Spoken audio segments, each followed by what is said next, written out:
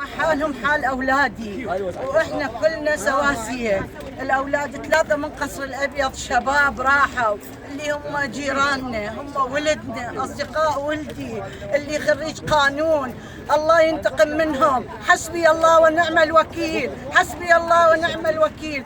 واحد عندنا عزيز الولد عيسى اللي هو ابن عمة جنتي راح يا ظلمة مواليد 90. ليش؟ الله لا يرضى عليكم، الله ينتقم منكم، الله ينتقم منكم. وهاي جريمة، هاي مفعولة، وهذه يعني أذانا كلنا احنا هنايا لا عيدنا عيد الله أكبر. ترى احنا مسيحيين وإسلام ويزيد وصابع كلنا عيد وحدة.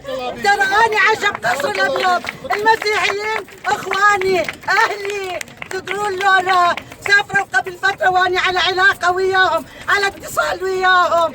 حسبي الله ونعم الوكيل. والله من ذاك اليوم لليوم اني دا اكل بقلبي متأذية حيل لين عايشين مترعرعين. زاد وملع، اكلنا شربنا كله وياهم، ماكو فرق، لا سنة ولا شيعة ولا مسيحي، كلها سواسية. الله ينتقم منهم. وهاي مفتعلة، انا اقول هاي مفتعلة، هاي مو اي واحد يسوي، هاي مو عبوة، هاي مخططين لها خطة كاملة مدروسة. بعد الله ينتقم. الله اكبر، الله اكبر، الله اكبر، يا ربي يرحم شهدائنا ويشافي مرضانا ويشافي الجرحى يا ربي. ما بعد شيء يا رب. سامح.